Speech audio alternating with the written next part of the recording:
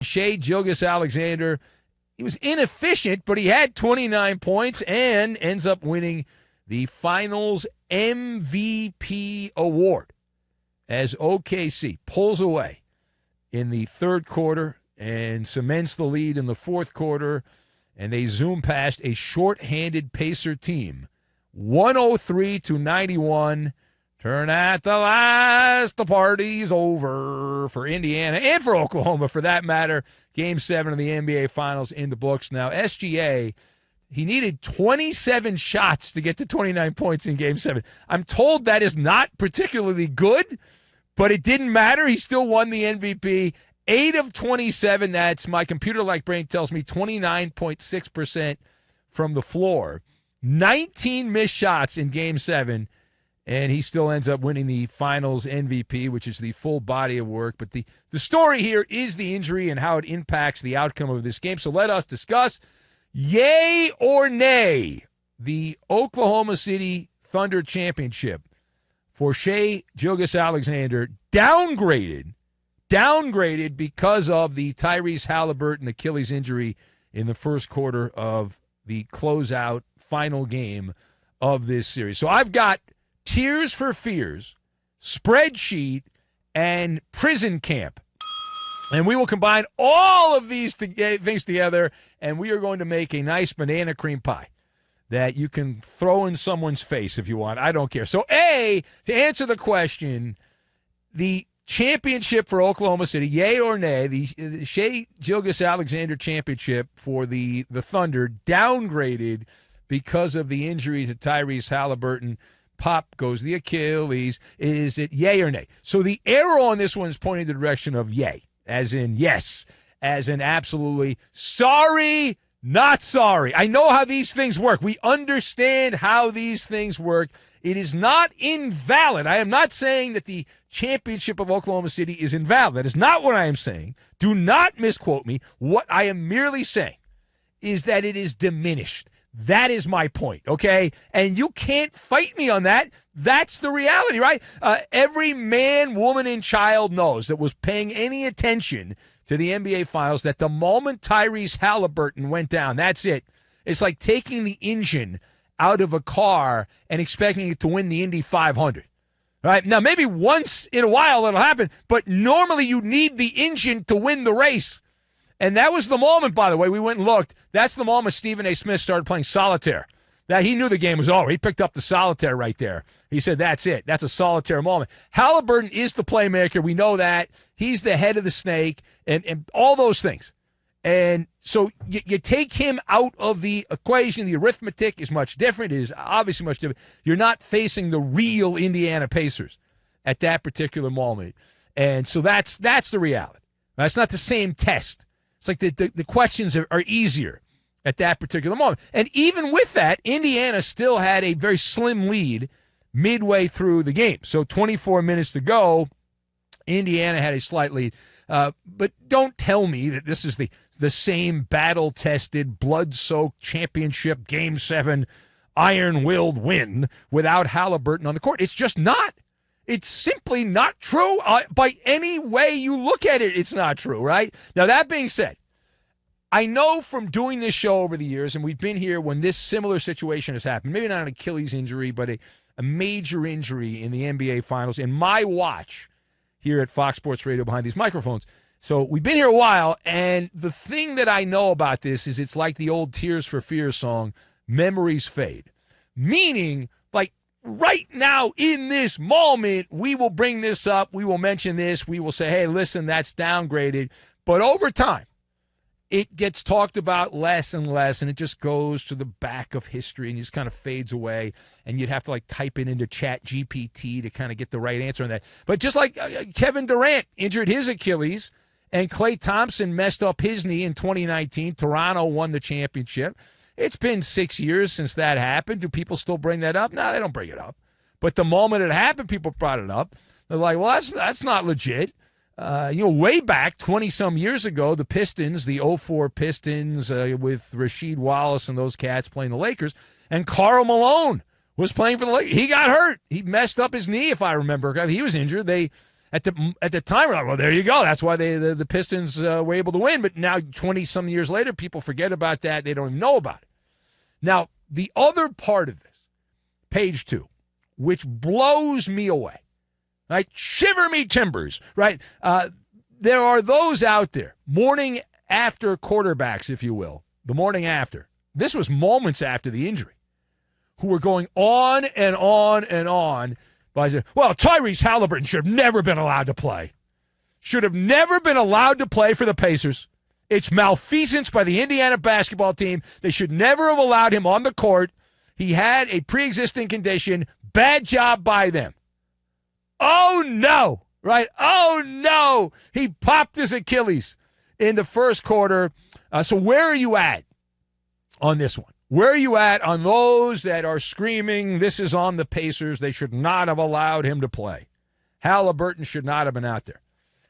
This is one of those things that blows me away. Now, I think some of this is actually just people just busting balls and just probably bot accounts on those social media channels, because it's the freaking finals. Like, what are you even having that covered? It's a chance to win a championship. No one misses that game. And if you miss that game, you might as well retire. If Haliburton had said, I'm not going to play, I might pop my Achilles, you might as well go get a real job. You can't show your face in any gymnasium anywhere from Maine to Maui. It's over. You have to play in that game. Game 7 of the finals. You've got to do it. And Haliburton did it. And he made some shots early. He had 9 points. He made three-point shots early. He got hurt. That sucks. And that's part of the game. And all these morons, I really hope this is not legit. Like, all this is just like people trolling and things like that. I mean, come on.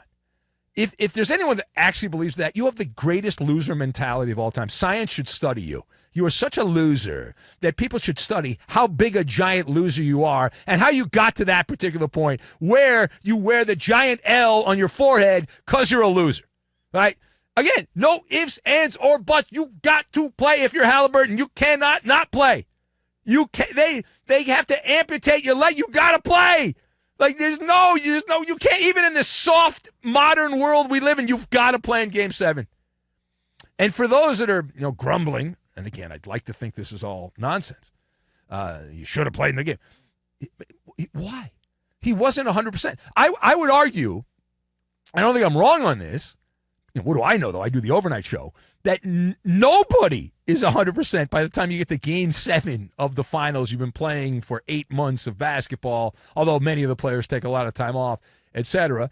It's one of those things. You patch it up, you rub some dirt on it, get some dirt, get some mud, rub it on there, and you go.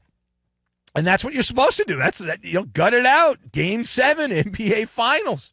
That's what you want Haliburton to do, and he did it. There is a dimension in the multiverse where Haliburton goes out there and he doesn't pop his Achilles. Same scenario leading into the game. He goes out there and plays well, and the Pacers end up winning Game 7, and rah-rah, and there's a parade in Indianapolis in a couple days and all that. So when you dig a little deeper, though, I had an epiphany as I was cruising over here to the hallowed hallways of Fox Sports Radio, where legends like Rich Herrera and others, James Washington, used to work back in the old days here.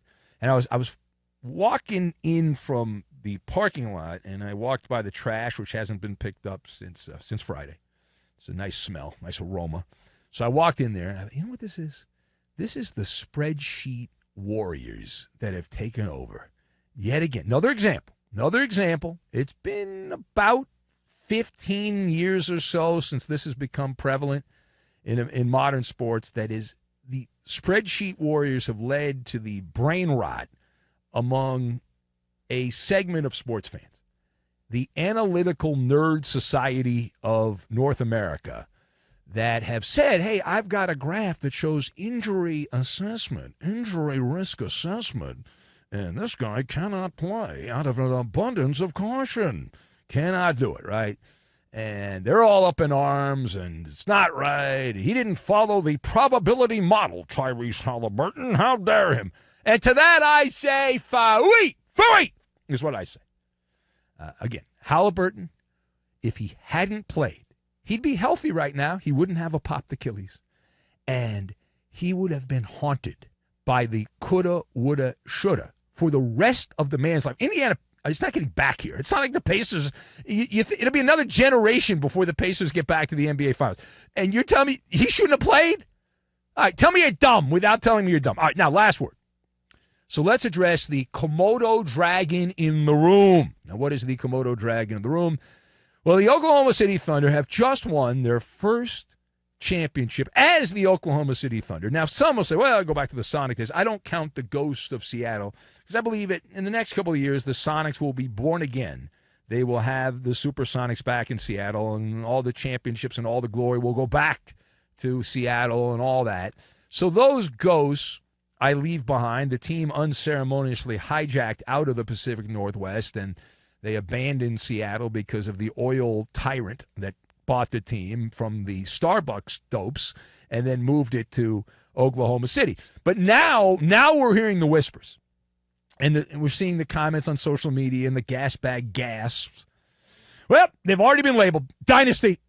They won one championship, Dynasty. Here we go, Dynasty in the making. Is that how you see it? So I'll go first here. I look at this like a prison camp, okay? Team wins title, and everyone and their mother becomes hypnotized and mesmerized. Prisoners of the moment. Prison camp. Prisoners of the moment. Slow down. Have your little champagne there. Have your little parade. Knock yourself out. Let the confetti hit you, and then let it hit the ground at least. It can hit you and then hit the ground and all that stuff. And you can probably hold off on building a statue for SGA, at least not yet. It's a classic recency bias. We heard the same things last year with the Boston Celtics winning the championship. They're on their way now. The Celtics are going to control the NBA for years to come because they have Tatum and Brown and oh my God and all that stuff. Now, one ring does not become the forecast for 3 or 4 or 5, and one finals MVP award, you don't become the face of the NBA. You're not catapulted up to that level.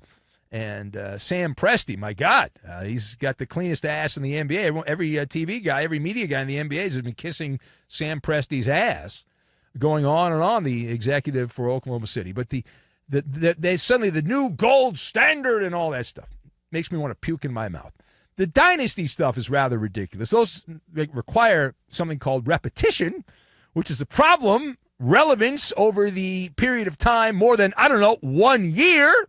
And they are earned because of overcoming injury, like surgeries, and players getting unhappy. They're in a small town. They want to go somewhere else. You also have the salary cap you've got to juggle because everyone's going to get a lot more money and all that. So I just don't see it for the Thunder. I don't see it. I maybe I'm wrong. I don't see them as a dynasty.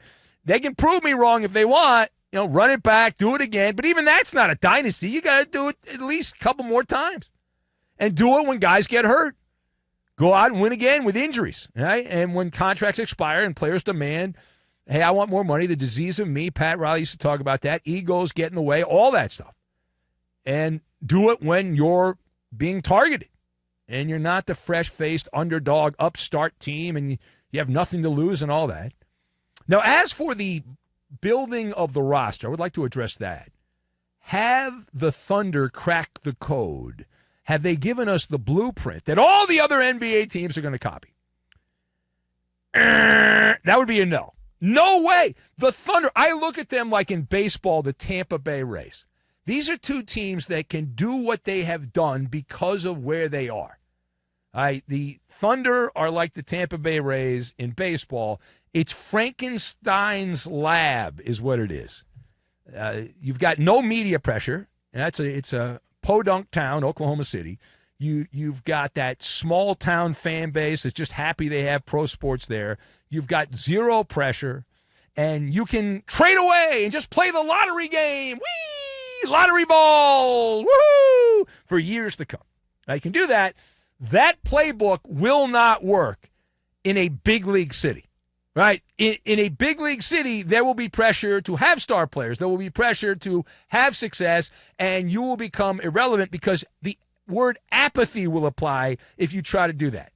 People will become apoplectic. They will not watch your product. You will become irrelevant. You can't do it. You can't get away with it. But in a town like Oklahoma City, you can do it, just like the Tampa Bay Rays. Nobody cares. They have a good team every year, but they don't have stars, and if they get stars, they get rid of them, and that's it. That's that. Now, what about the dopes? And I'm getting some of this crap. They're like cockroaches. They come out here, and they're like, oh, man, this got to be a tough day for the Clippers. Ripping, like somehow I'm the spokesman for the Clippers, which I'm not. Trust me, I don't go to those games much anymore. I used to back in the day. I hope the Clippers do well. But the idea, and we'll just address it like this, the dopes that are out there, what do you make of this? Well, the Clippers, this should have been their championship. They traded away SGA. This is embarrassing for the Clippers. My God. Now, I understand where this is coming from. Listen, I love busting balls as much as the next person. I know that's all you're doing. I get it. Oh, MALLER, you should feel so bad. It's low information trolling at its finest. And that's really what social media is all about. I get it. You're just busting chops. You couldn't name two guys on the Clippers or the Thunder. It's revisionist history. And to say that the Clippers shouldn't have made that trade, I would have made that trade 100 out of 100 times, even after Oklahoma City just won the championship, right? As Eminem crooned, no regrets, right? Kawhi Leonard was the player everyone wanted. Every single team in the NBA wanted Kawhi Leonard. The price of admission, it was a claw game. To get the claw, he said, I want Paul George, which is a dumb decision, but that's his choice. That's his choice. Kawhi Leonard says, I want Paul George. Paul George blows, but that's who Kawhi Leonard wants. So you trade SGA. That's it. That's the price of admission, fresh off a title in Toronto. That's what you had to do. You do it every single time. You don't look back. That's it. And you make that trade, and the Clippers, they're still relevant, and they'll be a contender for the foreseeable future where they have a legit owner and all that. But, of course, you'd make that trade. And SGA doesn't become what he became with the Clippers. He would never have become that with the Clippers, so it's ridiculous.